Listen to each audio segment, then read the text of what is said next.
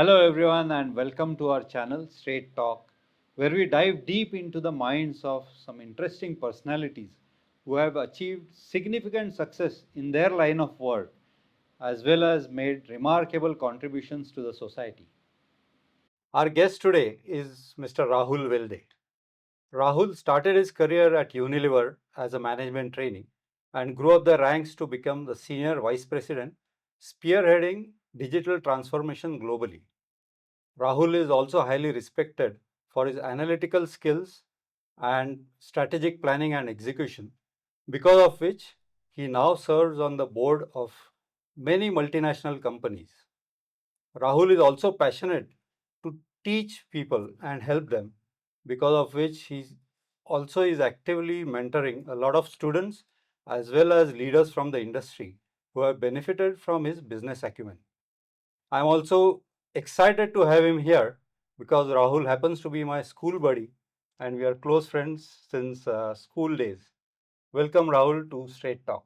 Thank you, Rahul, for having me here. It's over 44 years that we've known each other, so Yeah, more than two-thirds of our lifetime, or even much more. So really correct. delighted, and thank you for inviting me. Yeah. Now, like we always start, can you start by introducing yourself as to where you grew up, your schooling, education, and stuff like that? Yeah, sure. So I'm a son of the soil. I actually grew up in Pune very much, and delighted actually to be in my home city. I studied at Abhinav Vidyalaya. We actually went to school together throughout our years and did all the sorts of things which young kids do then. And then I went on to do my BCom at BMCC.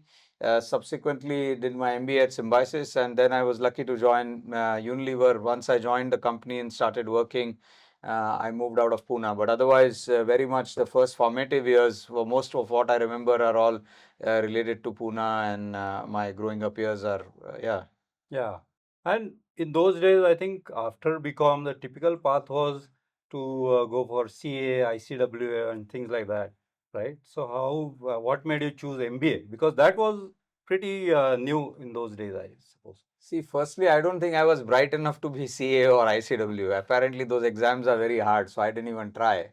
But when I was studying and growing up, my ambition and my entire sort of drive was to become a pilot in the Air Force.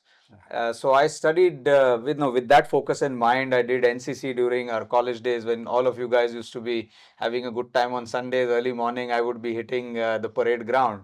But subsequently, I didn't pass the pilot's aptitude and battery test, which is a unique test only for Indian Air Force pilots. In fact, across the world, only India conducts that test. Oh, So for whatever reason, I did not make it, and then I had to redraw my plans. And then I felt like a management career would be something that would be of interest to me.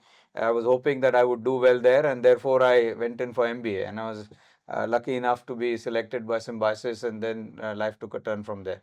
yeah. And you specialized in finance, right? Yes, I did specialize in finance, although I had marketing as my second, what they called as a second subject, but I specialize in finance. And I think those days IT was quite new. So Unilever was one of the companies looked up by all the probably management candidates, right? So it must have been quite a tough entrance exam for. Yeah, it was. At the first 2 years of MBA itself was very interesting and exciting. I learned a lot and made a lot of good friends, got a lot of exposure. And then subsequently, I was selected by what was those days called as Hindustan Lever. It was a number one company on all management campuses, then continues to be very prominent and number one even today, nearly 30 to 33 years later. So it is one of those iconic companies which every management graduate aspires to get into.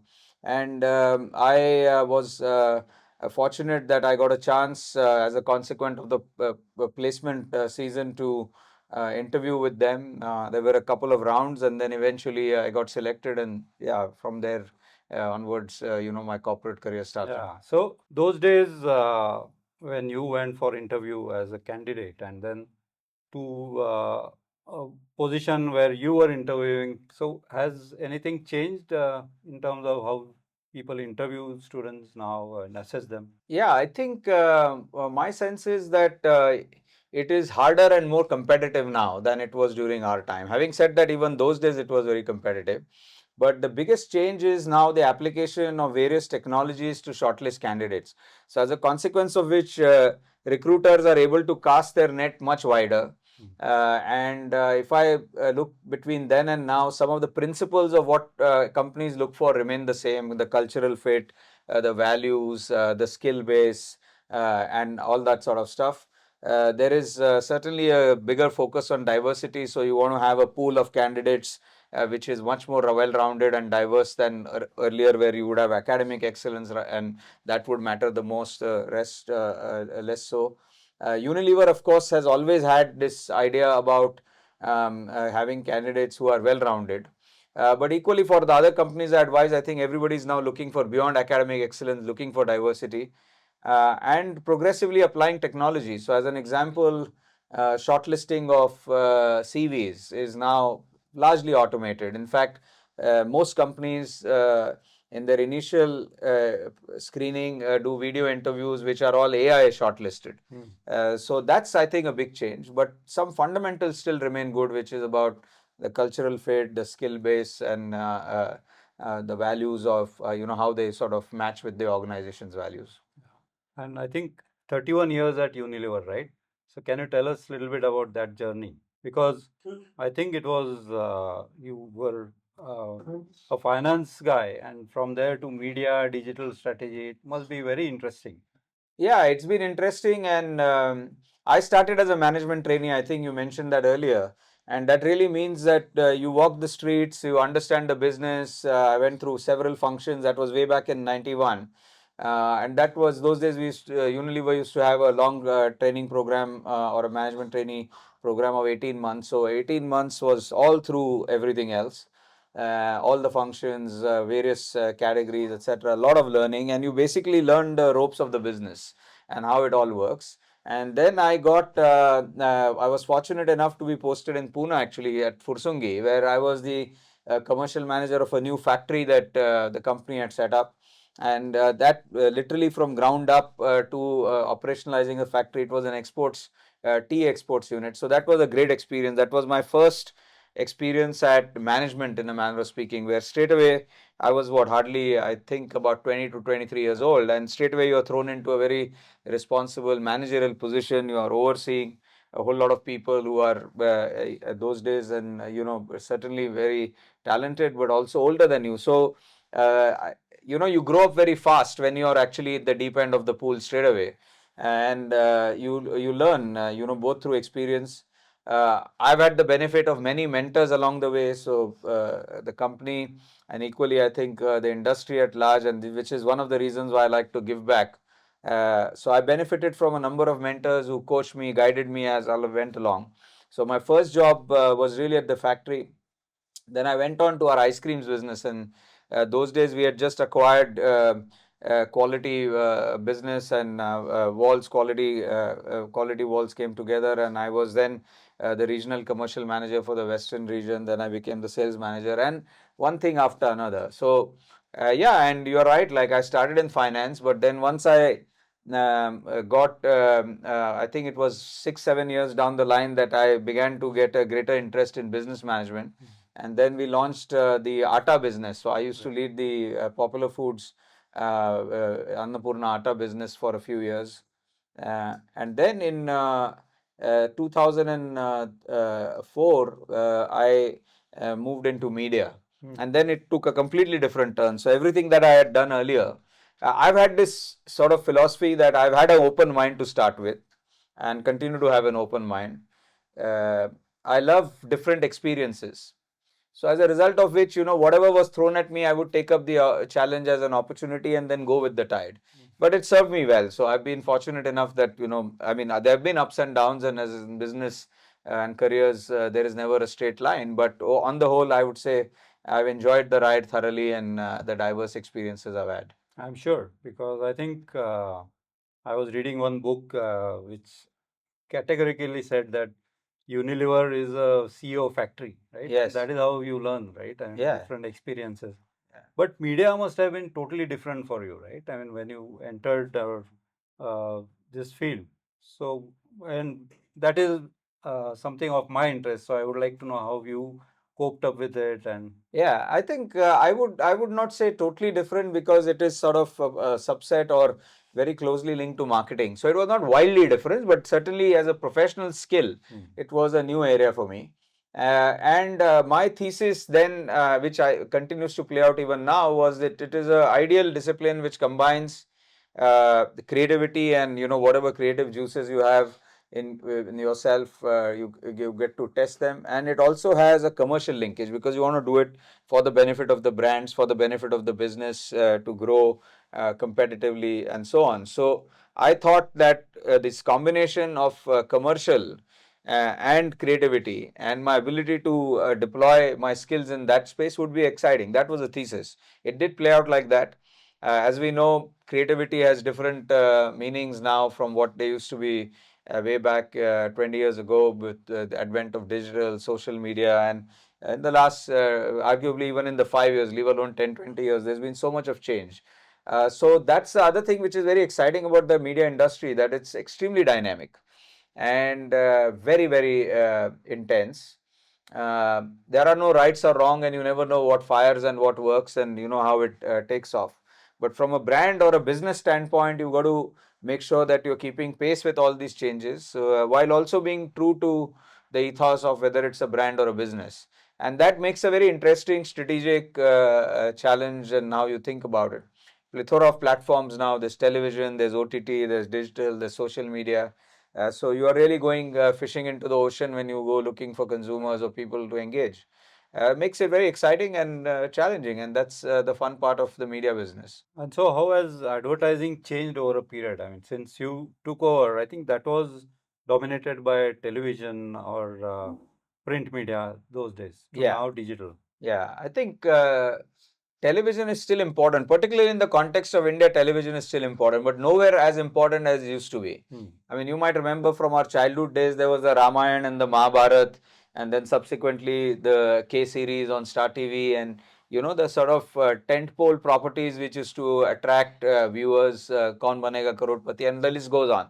Now, many of those actually continue to be pulling in audiences, but there's a fragmentation in the media landscape. So, firstly, there are many more channels even on television than there were a few years ago. But more importantly, there are many more platforms. So, I would say that television, in that sense, has lost its dominance. And if I were to rewind the clock 20 years ago, it was TV, outdoor, and print, and that was it. Fast forward now, you've got TV, outdoor, digital, and within digital, there are so many subsets. There's search, social, there's all sorts of different platforms. So the fragmentation is the most important element. And as a result of that fragmentation, from a marketer standpoint, you've got to create different messages. What works on TV may not work on digital. What works on digital may not work on television. So again, I think it's unleashed a lot of creativity. You see that among influencers and people who are doing that, whether it's on Instagram and previously on. So, a very dramatic change in the media landscape. Yeah. And then to digital transformation. So I'm assuming that was like transforming the way the company works. It must have been pretty challenging, right? I mean, Yeah, I think. bringing out a change in such a big company. Yeah, but that so I moved into a regional role in Singapore in 2007, which was as a regional VP for media.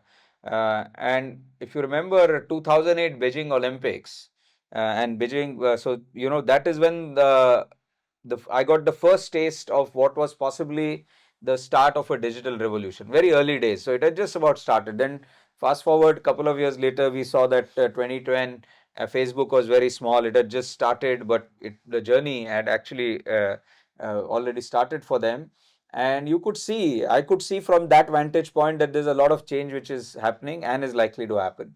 Uh, and therefore, in some ways, I started preparing myself, my own skill sets, my own learning, getting exposure to things which are, with a forward view of making myself more ready for the future. And then by the time it came down to 2015, 2016, which is when I moved to London, uh, in 6, 7 years' time, the digital landscape was completely transformed. You had, during that period of 8, 10 years, the iPhone, Facebook, everything had just taken off. Ali in China, 10 cent in China. So the whole digital revolution, in a manner of speaking, during those 5 6 years, absolute explode. Fast forward again, few years later, you see today there is commerce, there is e-commerce, quick commerce, all sorts of commerce platforms have also taken off. So this is the interesting part where every 2 3 years there's massive transformation in the external landscape.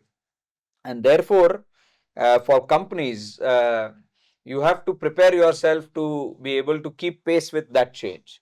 That was really the brief. When you think of digital transformation, it was making the super tanker work differently, but at the same time staying true to its roots, and with everyday brand serving everyday people. Um, I don't think digital transformation ever gets completed. So, if we were meeting 5 years later, we'll have a new story to tell. Yeah. There could be stories about AI or whatever is new. But 3 years, 4 years is about the cycle in which you see a dramatic change. And you got to respond to that by doing things internally. So internally, was it a big challenge driving those changes across the organization? Yeah. I think always look, any change management is definitely a challenge. The bigger the companies or the organizations, the more challenging it gets.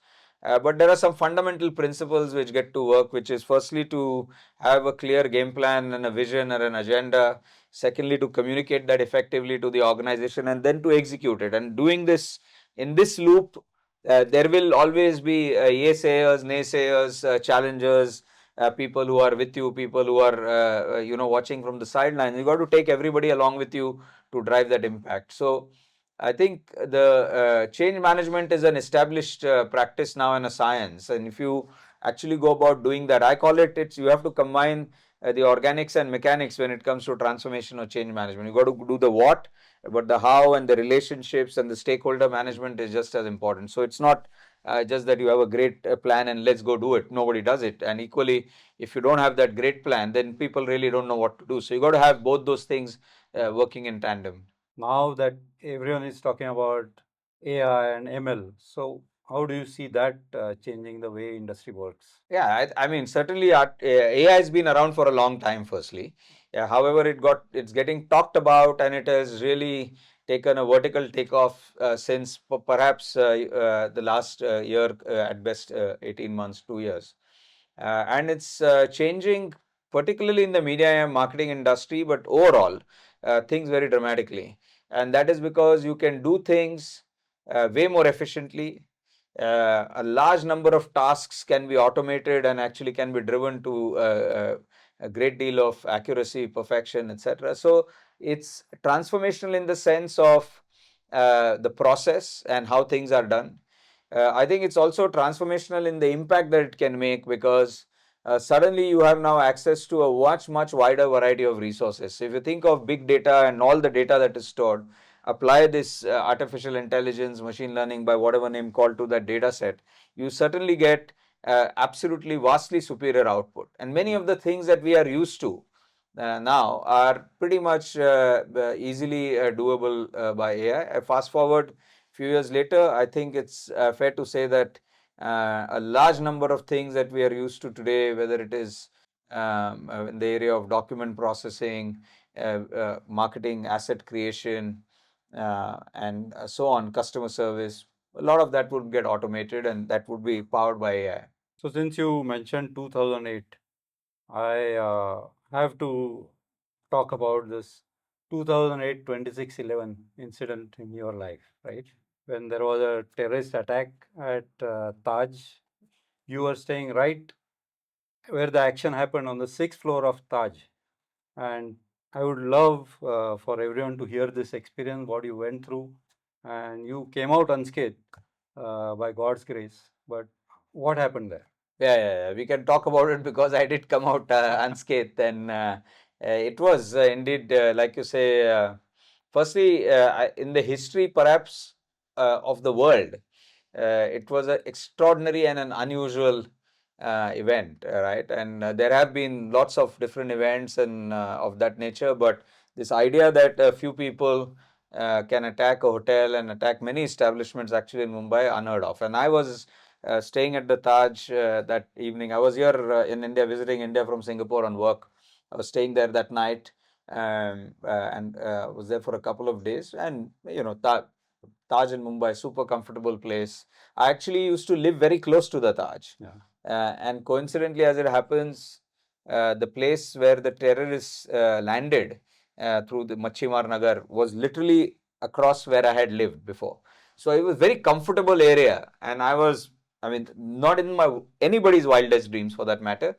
Anyone had thought that would happen, and I was in my room when all the action started, and as we know now, a number of terrorists had attacked the hotel, and they were shooting people at random, and they took over the hotel, and that siege went on for literally, I think, a couple of days. I was also, it's very interesting because I was not meant to be where I was. I was upgraded to a room and I was staying on the sixth floor of the old wing because my friend, very dear friend, was the general manager of the hotel. Yeah. And, I used to travel frequently, so I was meant to be in the tower, but then because I was a frequent traveler, etc., I got upgraded to this room where I was when all the action started. And then, luckily for me, and it's, I think, pure luck, nothing to do with anything else, is the next morning I had enough of all the chaos and continuously listening to the gun sounds and all that which was going on, plus the dome, the Taj, which was across my room, not too far away, was lit on fire, and it just seemed chaotic. So I'm going to make a dash for it, and I ran out of the hotel and the room. Fortunately enough, while I first thing I learned was that you've got to take a decision when these kind of things are happening. Sometimes it pays out, sometimes doesn't. For me, I did not find any trouble on the way. So while I ran down the six stairs and all the sort of stuff, leaving everything behind, I didn't find any action on the way, and I could get out unscathed, like you said. But we know that many people were not as fortunate and got caught in the crossfire or otherwise, and then perished because of the ghastly attack. I learned a lot of things then, and I actually wrote a blog after that, Rahul, where I said everybody should remember three things, no matter what it is. One is to be fighting and running fit. So you should be able to run a few kilometers and take care of your fitness. Essentially, the first key message. The second was to keep the mobile phone charged as much as you can, and I always carry a battery pack since that incident, so that my mobile phone is never, because throughout the night, if the only thing that kept me sane, I suspect for many people in the same fashion, was the connectivity. And if the mobile phone had died out, and I had, then you are speculating, you're thinking all kinds of things, and it actually comes in handy. So even if you don't, we couldn't call because the hotel had said don't call from the room because there was all the sorts of you don't want to make noise, but you could text. So keeping a phone charged is, I think, very very simple, practical, handy tip. And the third is to make sure that you're covered well and your family knows your whereabouts, your family knows what you own, what you don't own, your assets, liabilities, and in some ways actually ensuring that you have enough insurance. Because it can happen to anybody anytime, and people are just not prepared for it. I certainly wasn't that day. I think better prepared now, but those are the three, if I were to say three key messages: running fit, mobile charged, and well insured. From what I had heard from you earlier, I also remember that you said while you were running out of the room, you had received a text saying some people attempting to run were shot. Yeah, And yeah, yeah. luckily, you did not read that message. Yeah, actually,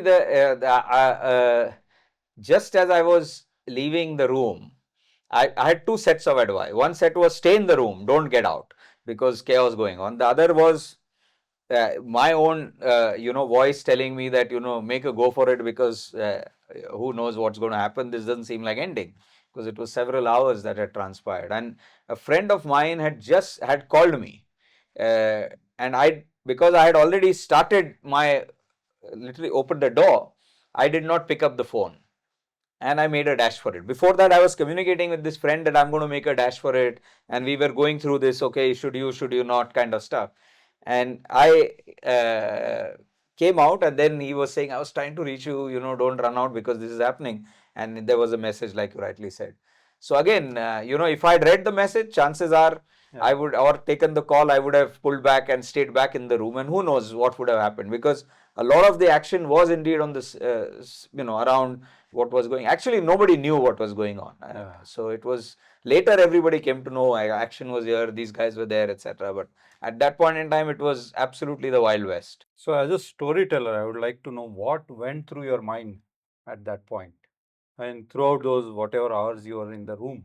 Yeah, I think if I reflect back, firstly, initially it was like, what's the big deal? These kind of things happen. This must be some gang war, some shootings. So not that big a deal to an escalating tension, right? And tension to a point where in the night I must have lost 3-4 kgs. Everybody had that. All of us have a physical reaction to the tension which we don't realize. But so a lot of that pressure.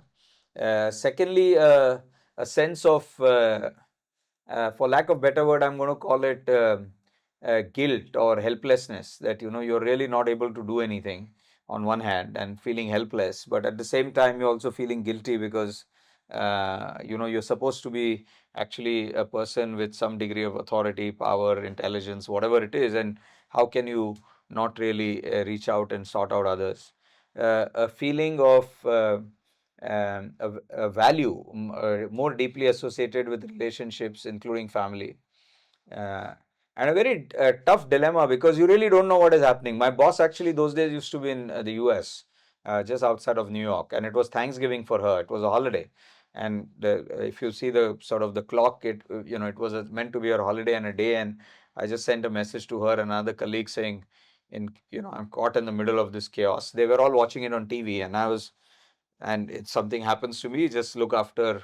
And so, you go through these wild emotions initially of, so I'd say logically you think this is going to get sorted out. It doesn't get sorted.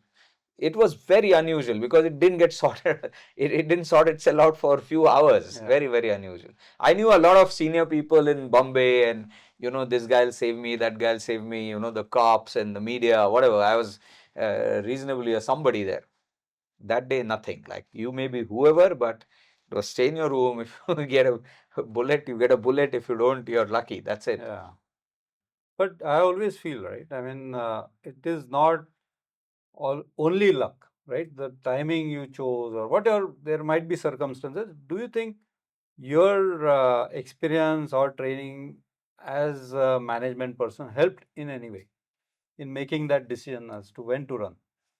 I would say, look, this is a reflection of somebody who's a survivor. So I would put it to 99% luck, if not 99.9%.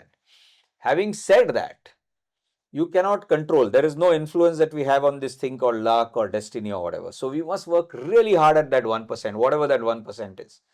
It could be to do with, like you said, thinking and keeping sane and maturity, resilience, whatever. It could be to do with intelligent application of your knowledge. It could be to do with fitness.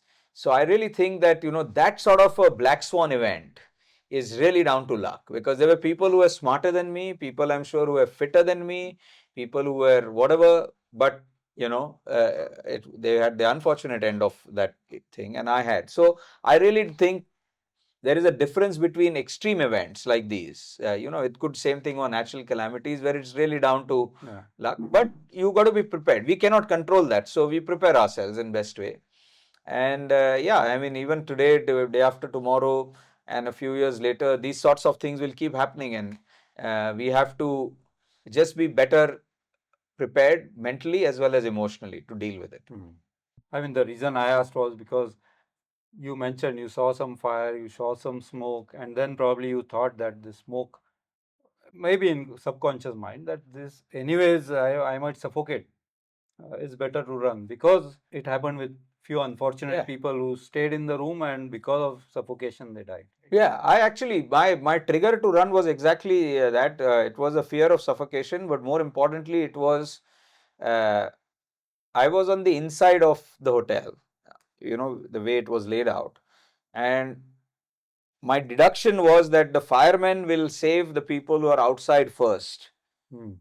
And the way things were going, by the time they reach me, I may not survive. Right? So they were trying, by the way, they were trying really hard and they were all over the place and so on. So it was not, it was evident that people were trying and all things were going on. But because you're on the inside, then I felt like, man, this, I don't have a chance here. I'm on the inside. They won't reach me in time. So that's why I made a dash. Now, yeah, in the you're thinking, basically you have to think on your feet and you do what is best. The same thing, if you come out and you get shot, the friend will say, but I told you not to run. Somebody will say you were always over smart, right, since school days. All that will happen. But the reality is, you got to take some chances. And yeah, I think it's all down to luck. It could have been, well, since then, Rahul, I got one philosophy, which I strongly believe. I encourage everybody to also think about it. And it's quite simple, which is that the past is the past, but the future is the future, but the now is wow.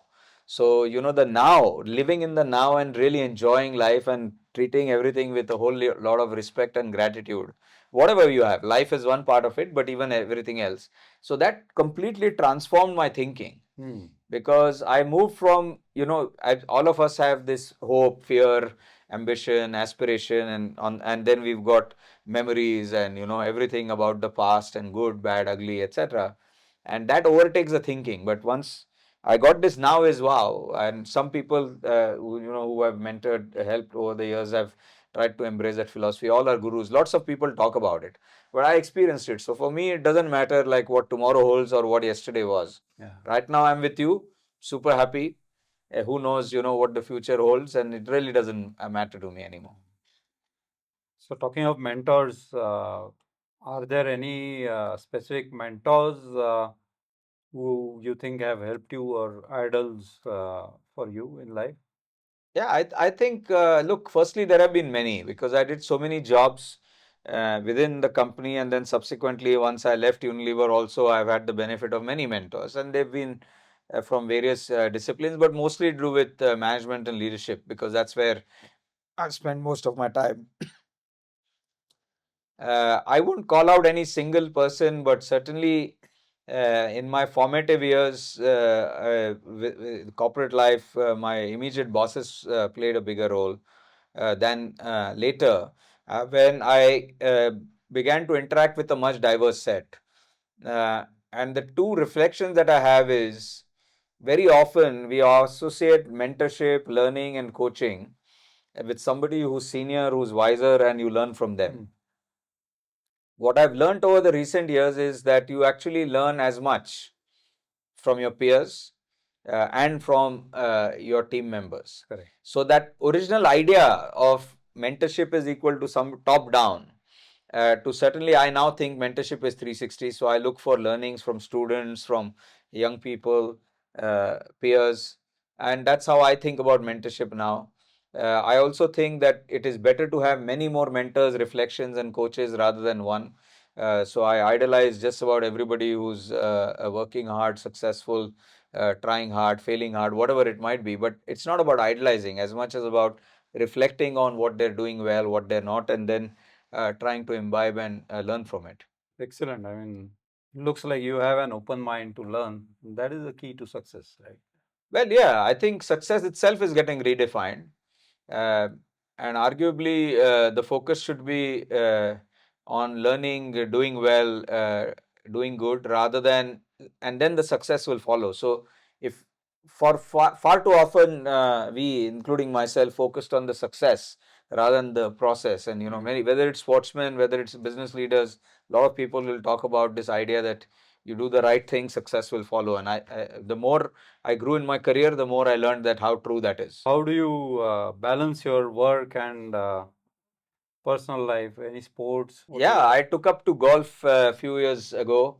So I play, that perhaps is my obsession now, or the sport that I'm most passionate about. Before that, I did a range of other things. I played squash for a while. I played badminton. Before that, I used to swim. So, but really, the last 2, 3 years, actually, interestingly, in 2019, and how I took up to golf is also because my mind is quite restless and I'm generally very pumped up and high on energy, and I needed to slow down. That was one of the developmental inputs that I'd got, that, how do I rebalance so that I use my energy and slow down, in a manner of speaking. And one of the sports, because I've been very passionate about sports, one of the sports to take up to where I could actually implement and learn a bit of focus, slowing down, was golf. So I took up to golf. But I remain most passionate about football, Liverpool. I remain passionate, very passionate about cricket, and equally passionate about Formula One. So when three are going together, then I have a conflict. Otherwise, on most days, there's one thing going, so I am able to follow that very closely. But yeah, sports is definitely a big passion for me, and other than that, I now after leaving Unilever, and since I'm on my own now on the boards, a few boards, and doing some advisory work, I also get to spend time more with students. I do some work with London Business School. I did previously with Harvard, and effectively, therefore, just sort of mentoring, helping, coaching students. Who are, as we know, the younger generation is way more talented, way more bright, and have way more opportunities, but also equal number of challenges. So, yeah, I get a lot of rush from helping others. I think not just students. I believe you also coached some US Air Force guys on digital transformation, No, right? I didn't coach. I did a session. Yes, I coaching it. I wouldn't go so far as saying I coached them, but I did do a. I did have a digital transformation workshop with the US Air Force. Completely different experience for me. I guess totally different experience for them as well, to have somebody like me addressing and showing a different lens to how things can be. Arguably one of the most renowned and powerful organization in the world. So it was yeah, it was great fun. But I get more joy now uh, from talent development as relates to the youth. In a strange way, and maybe that is to do with my upbringing and where I come from. I like to really invest myself a little more in people who are having a greater hardship, people who are having a greater challenge, who need more help, right? So it's not to say that only a few people do.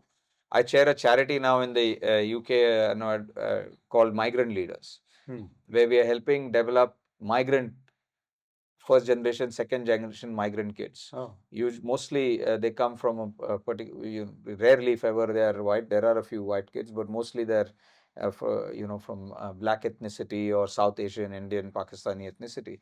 And we want to develop them so that they can have great careers. They're very bright kids.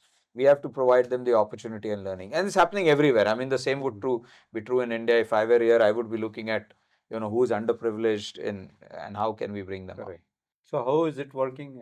Can you tell us a little bit about? Yeah, we have close to what 3,000 odd. I'm going to call them kids, but they're really anywhere between 16 to 21, 22 who are a part of the program. We have got corporate mentors. Again, almost I think 95% of the FTSE 100 companies we've got mentors from. So senior leaders who want to help. So it's really a platform where we bring together these students who want to make their careers on one side, and then the corporates on the other side, so that we can lift the table. And the more that they get into the workforce, more that they pursue their professional careers, a few years later, we'll see that relative challenges will be lesser. Being a minority in any context is not easy, but if you're a migrant into another country, it becomes even harder. Yeah. Apart from that, also you are doing some other charity work, right? Helping students, even in India. Yeah, I mean, look, one could always do more. So there's never enough when it comes to what the society needs and what we can all contribute. I instituted a scholarship. As it coincidentally, we just gave the scholarship a couple of years back in the memory of my late father who passed away in 2019. And my idea there was that instead of just giving a scholarship or putting up a bench in a park or whatever way one does to try and foster careers and development. So every year we support the fees for a professional course for 2 to 3 students so that they can actually make their careers work. And yeah, so we do that. I personally then mentor those students. We've had it for 5 years now. My dad passed away in 2019, and few days back we gave the scholarship. What was really heartening and most touching for me was two students who've actually just started their careers and they're not really well to do, because all the time I'm thinking of or asking these guys, how are they going to pay it forward? So two of them instituted an alumni scholarship. So that was really gratifying. It's a small Wow. amount, but imagine them doing that. So, there's that old adage, right? If you teach somebody to fish, then you set them for life versus giving them fish. Correct. So through most of my endeavors, I try to do that, which is how do you teach people or coach, encourage people to do stuff to get on their own feet rather than just do passive, some sort of. And it's not even charity actually; it's just helping others. Yeah. We bracket it under charity because technically, etc. But leave that aside. It's all about helping others. And I feel very proud that a friend of mine is Yeah, doing yeah, this. yeah. I mean, if I remember our school days, then, from the naughty boys that we used to run around Yeah. Curvey Road and the schools, and then subsequently in college to where we are, we can only look back with gratitude. You've done very well as well. I follow all the stuff that you're doing on. Incidentally, you talked about me switching careers from finance to media. Your story is not very different, Yeah. where, I remember you studying something else altogether, then working for a while in the corporate world and cutting loose to pursue Yeah. your passion of films and photography and the creative arts. So, brilliant inspiration from you as well to the younger generation. So, talking of younger generation, is there some advice you would like to give them, the guys who are starting their careers now? Yeah, I think firstly, I'd say it's really important to be enthusiastic and having a lot of initiative. So look at the opportunity lens of what can happen rather than the challenges, because both are kind of equal. There's lots of opportunity, lots of challenges, and don't ignore the challenges, but keep a mindset which is about growth, which is about opportunity. So initiative and enthusiasm behind the opportunities would be the first mindset point. I think the second is to continuously learn and reskill. So having a learning mindset and approach towards continuously learning, however successful and unsuccessful, doesn't matter, learning. And third thing, which is most important, particularly in today's time, is to work on your own resilience and work on your own capability. So physical resilience, emotional resilience, mental resilience, getting stronger physically, getting stronger mentally, getting stronger emotionally.